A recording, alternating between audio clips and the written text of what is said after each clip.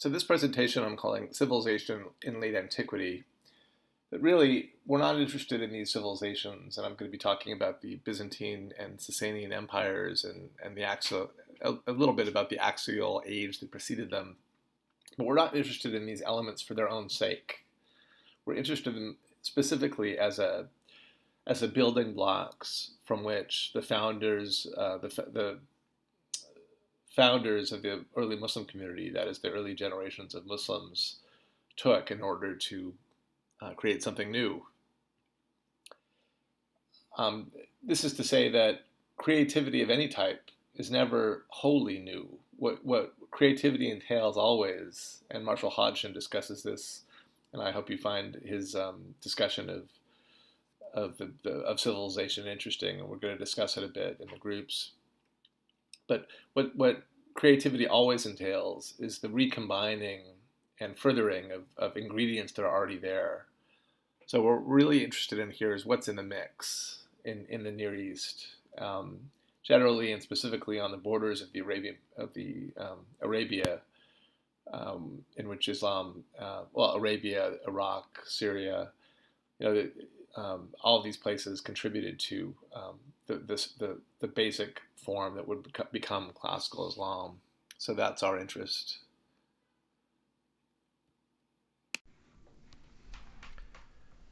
Okay, I spoke previously about the features of civilization, that is civilization in the technical sense, but I want to go in a bit more depth now. And the first and probably the most important thing on this list, at least the thing that one needs really in order to have a civilization, is the first one, agriculture. It's agriculture which allows for the growth of population, for the for resources, and one of the most important resources, simply time. Because if you're, spending all your time hunting or gathering food, you can't do any of the other things on the list. You can't come together to form cities.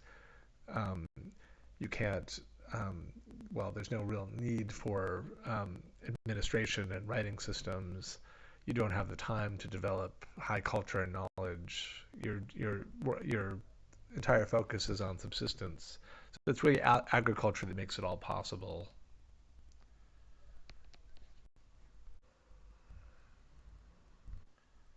So really, some of these other things that I mentioned, division of labor, cities, state, trade, hierarchy, one of the things, one of the aspects that they collectively all produce is collectively, we're talking about complex societies as opposed to simple ones. So societies that are hunting and gathering societies tend to be less hierarchical. They're more flat. Sometimes you'll have a group of elders, but you don't have the different classes, different professional roles, agriculturalists versus urban dwellers, and a hierarchically organized state that one has in civilizations.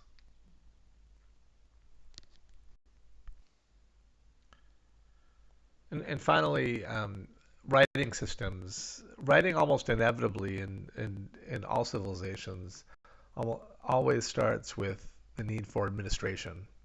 In other words, one needs to keep the books. But once the writing system is developed, it leads to high culture, different variety of forms of knowledge that can be preserved in over time, that one finds in civilizations from China to India to, of course, Islamic society. So again, Islam is a civilization. Well, Islam is not only a civilization in a sense, but it's also worth remembering it comes in a region which has had civilization for a long, long, long time. So, civilization began in the Near East. So by the time Islam comes along, it's really, as some historians have called it, a worn coin. In other words, we've had the die has been cast of civilizations in this part of the world for millennia before the rise of Islam. So, Islam is, this is a region that already knows how to do civilizations, and Islam is the really last version of it after different ones, both in the Mediterranean and in the Near East.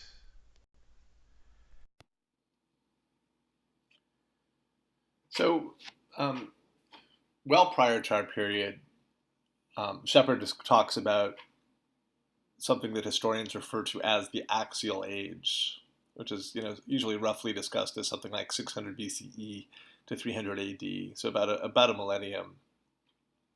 The reason it's called the axial age is that world historians have noted shifts across the globe, and these shifts involve religion, they involve social order, they involve the way people think about um, the units of analysis for the social body. And really, what I'm referring to here is that in China, with Confucianism and Taoism, in the Near East, with the ancient Israelite prophets, eventually with the rise of Christianity, with Jesus and the rise of Christianity, and also in the Near East, in Persia with the prophet Zoroaster. In all these societies, you have a shift to the focus on the individual soul, a shift to the focus on the individual soul and its welfare and its salvation, its rearing, its welfare, its salvation. And the idea, again, in these traditions, is that there was going to be consequences, often in the form of a judgment after death, based on belief and behavior in this life. So you have this also in ancient Greece, Plato and Aristotle concerned for the soul and its relationship to the world soul, or to the active intellect in their terms. The prophets of Isaiah and the ancient Israelite prophets of the Old Testament, that you could read in what's commonly referred to as the Old Testament, are criticizing Israel communally, but their concern is again for the individual soul and its salvation.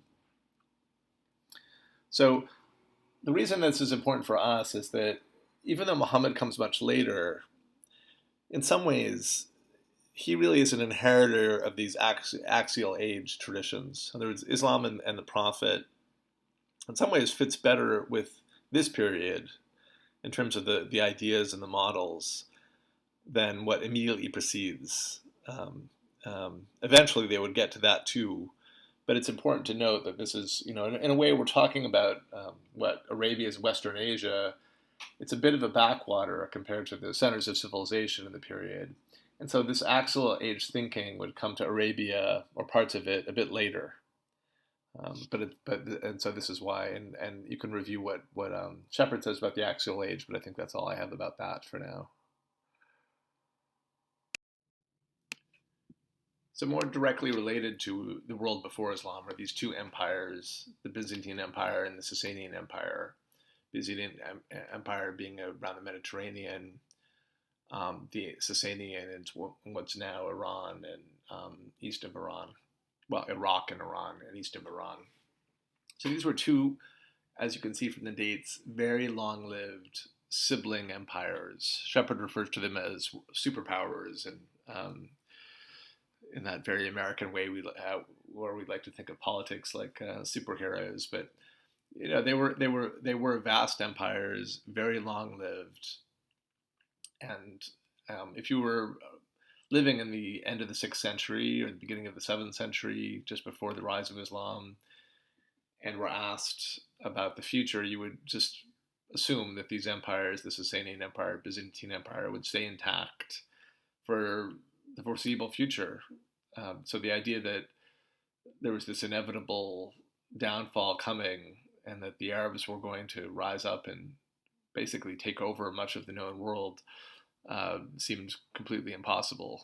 Would have seemed completely impossible just from these empires' longevity. So I'm going to discuss a little bit of the models that existed in this period, as they would be important for the coming Islamic Empire. So first of all, just to anticipate where I'm going, really the main themes are this. It's in this period when monotheism, which had developed in the Axial Age, and empire, which had long lived in this region, linked up, both in Christendom, that is the Byzantine Empire, where you had the emperor determining what the religion of Christianity was, developing in conjunction with the priests the law. And so too in the Sasanian Empire, where you have the Shah, who's considered a reflection of divinity on earth, taking a very direct role with the class of scholars that he supervised and helping to develop the scripture. Um, both these empires, Christendom and the Zoroastrian Sasanian Empire, you have a model for what would become the Islamic model of political leader, uh, scripture, and a class of religious specialists all working together. So here you see the map with the Byzantine Empire to the west and the Sasanian Empire to the east. Ctesiphon is what is the site of which would be Baghdad, just to orient you. Um, and you see that so these are two giant empires which border each other, and really just to really could be seen as two superpowers. Superpowers is always as soon as I say that, I think of my European colleagues who just think Americans are hysterical and we like to, it's like our cartoon comic book mentality that we like to think of superheroes as opposed to just powers. But in any case, there you have it. Here you have on the facing you on the right the Persian Shah doing battle against the Byzantine emperor, and this image of it's actually Shapur, the Shah Shapur's capture of Haran from the Byzantine empire. And this image is just to show you that these were two empires at war constantly, well, off and on for centuries. So there's a active hot border between them. So just to orient you very on the map here, you can see, just to orient you, Ctesiphon is what would become Baghdad. So that's Iraq, and so Sasanian Empire is encompassing both Iraq, Iran, Afghanistan, and then the Byzantine Empire. You can see, Jerusalem, Alexandria, going, so what's today Egypt and the Levant, and there you see in between them you have Arabia, and so Arabia is this kind of, it's desert, and in some ways you might think of Arabia as almost like a sea. The desert functions almost like an ocean in the sense that one really needs to know what one's doing in order to get into it. It's not so easy for the horses and the chariots to kind of go wend their way through the desert. They don't, you have to know where the watering holes are. So in a way, this was a source of protection for the Arabs, who were basically a combination of nomads following the different rain patterns with their flocks, or in there were some agriculture, date palms primarily, and other things. So they were both agriculturists, especially in the Hejaz around Yathrib, that is, what would become Medina and Mecca, and also pastoral.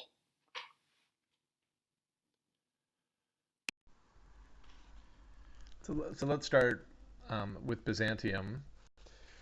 So again, what we're really thinking of with Byzantium is a legacy state of what was once the Roman Empire. The Byzantium's Christianization, that is its shift from a Roman state or statelet to Christendom, was initiated by Constantine's conversion to Christianity in 312. So when the emperor converts, he also declares that all religions that he sanctioned, foremost Christianity, unlike previously where they had been illegal because they were seen as a threat to the state, now were legal. And moreover, Constantine himself took an active role in formulating what would be deemed correct Christian doctrine by the members of the different councils that came together to establish this. Famously the Council of Nicaea, um, which was met in 325 to generate a universal orthodoxy from the differences in belief and practice. And really, it's Constantine who some historians have said is not only responsible for Christianizing the empire, but for unifying it. So, in other words, Christianity became, and Orthodoxy became, um, well, as one, fourth century person put it, this formulation of one God, one empire, one emperor. In other words, monotheism and emperor and the empire, all as one, became kind of married. So so it's really here with Byzantium that you have this very clear model of monotheism and empire linking up that would be really crucial for or important for Islam. And the last figure on this slide is the last couple of figures I put on there: Justinian and Heraclius, both of whom were emperors. Um, I put there because they are also important in different ways. Justinian was a extremely important campaigner to expand the empire and really to formulate the Byzantine Empire as a vision of the heavenly Jerusalem on earth. So again, Christian doctrine became even more central to the idea of the state under Justinian. And Heraclius, I put down as as he was the emperor who was ruling when who lost major chunks of the empire, but he may have contributed to the Byzantine Empire's downfall with a great deal of warfare against the Sasanian Empire. So in other words, it's commonly assumed that the many battles between Heraclius in Byzantium and Shapur in the Persian Empire, the Shah of the Persian Empire, the leader of the Persian Empire, weakened both empires to the extent that they were kind of rife for overtake by the Arabs when they came together to do so. This impressive building was built by Justinian, the Hagia Sophia in what's today Istanbul, but when it was built, of course, it was Constantinople, the capital of the Byzantine Empire. And you can really see this heavenly image on earth through this incredible architecture. And again, whenever I look at this building, I think about our definition of civilization. In other words, think of the resources that are required to create something so vast and big. I mean, so vast and ornate and developed. Could we do this today with our limited resources? I suspect not.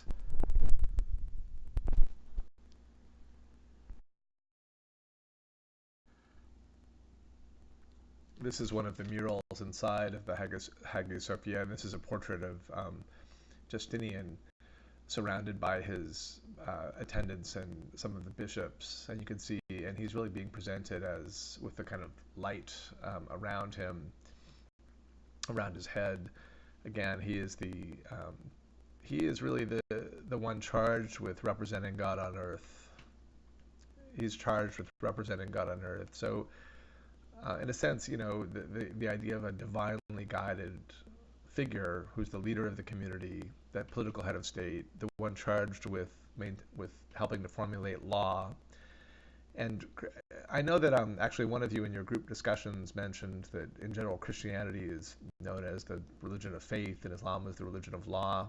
Well, not always. That tends to be the way that Protestant writers about Islam tend to formulate things. But let's not forget that in Christendom, in other words, in this period, Christianity was also very much a religion of law, of canon law, and the emperor was very much involved in it.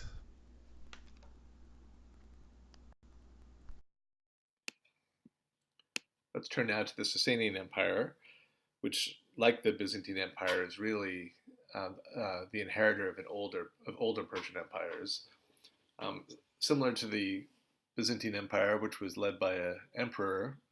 The Sasanian Empire too had a leader, the Shah. Um, in comparison to the Byzantines, the Sasanian Empire was known for being more cosmopolitan in its outlook. So it tended to be more tolerant. For example, the Zoroastrian religion, um, which the empire was affiliated with, was like the Byzantines, they were involved with it, but unlike them, there was not an attempt to standardize an orthodoxy for all Persian religion. So you had, it was more of a religion for the elites, and you had Christians of different types, Jews of different types, all living there and allowed to practice. Unlike in Christendom, where there was really an attempt to impose at least a Christian orthodoxy, and only that Christian orthodoxy was sanctioned by the state, along with Judaism. The capital of the Sasanian Empire, Ctesiphon, is very near Baghdad, and was also, like Baghdad, would be a round city. A round city. Zoroastrian religion was based on the teachings of the prophet Zarathustra, who preached in 500 BC. So by the time of the Sasanian Empire, it's already quite an old tradition. But what's new in the period of getting close to the Islamic period is that they wrote down his teaching. So it had been an oral teaching, and now, like as in the case with the Gospels and with the Hebrew Bible, you had this relatively new genre, scripture, where all of the sacred writings were kept in the form of a book.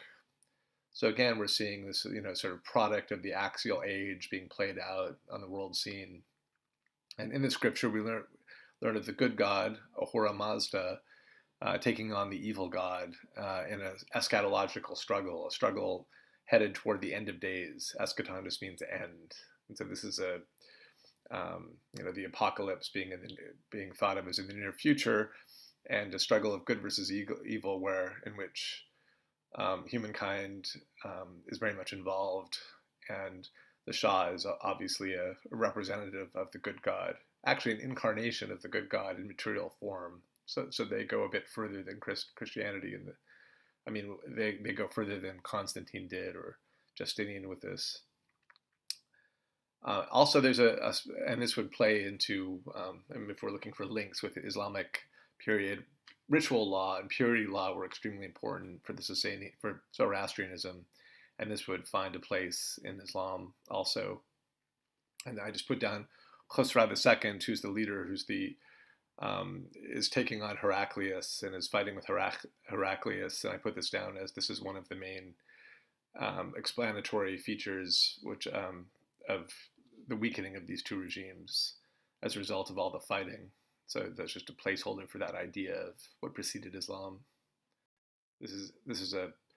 So unlike Byzantium and Constantinople, which is now Istanbul, there's really nothing left of Ctesiphon. This is the architectural plan. These are the sort of ruins essentially. So again, the Sasanian Empire completely wiped out, unlike the Byzantine. Here you have a representation of the Shapur II in the 4th century. And they're really known for their refined metalwork and art. If you compare Byzantine and Sasanian artwork, the Byzantine ends up looking quite crude. A very, again, cosmopolitan, lots of development of high culture. And again, here we have a representation of Shapur, the Iranian Shah's capture of Haran. So here you have Shapur taking on Justinian, and you can see, again, this might help you remember the idea of these two warring superpowers, these two imperial regimes that are going at it for centuries prior to the rise of Islam. So really, I want to turn now to the most important, the sort of take-home point, and what are the symbolic forms and models of late antique imperial civilization and religion that would come into play in the Islamic period. In other words, be at least clearly have some correlation in Islam. And the first thing is a very basic point, and this comes again from the axial age, but that within the field of history, there's a sense that of God working through history, so that one can find justice if one reads history through the welfare of the community of believers who are working for the good. Secondly, there's an idea, and this is part of this, is that your individual soul and one lifetime to reach salvation, as compared to other religious traditions where you come back and have many opportunities. In these traditions, in both Zoroastrianism and Christianity, you have one lifetime, and so your actions and what you do in this lifetime is absolutely crucial for your soul's future. Again, focus on the individual soul. Third, this idea of monotheism and empire linking up, and again seen in this creed of one God, one empire, one leader.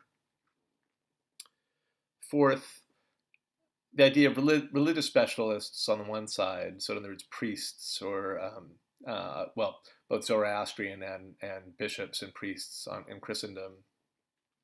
And secondly, the idea of scripture, I put it down here as canon, but the idea of a book or a series of books, the Vedas in Zoroastrianism, the Hebrew Bible for the Jews, the Gospels for the Christians, and canon law for the Christians. The idea that there's specialists who work on these books and comment on them, and the idea of the book. All of this is part of starting with the axial age, but really coming to a more developed, mature form, and linking up with the state in some ways in late antiquity. These are all crucial for understanding the model that would become Islam. So that's really the end of the lecture, but for the I wanted to talk with you a bit or prompt you a bit about the readings. And I gave you the two very different readings. One is Marshall Hodgson's section on civilization and how he gets to Islamic civilization. And he has some really, I just gave you about 4 or 5 pages of that, and it's extremely dense, you can see. But the idea is, he's really applying a sociological model, and I want to see if you could see what you could figure out with that and compare it to Shepard, and which is really a textbook for American. Well, I mean, both of these are American authors, but Hodgson wrote in the 60s and 70s, and Shepard more contemporary. You can see that they're quite different in style, and this is part of what I want you to see. Shepard, in a way, well, I don't want to anticipate, but I want you to tell me what you think of them. And that's it for now. Thank you.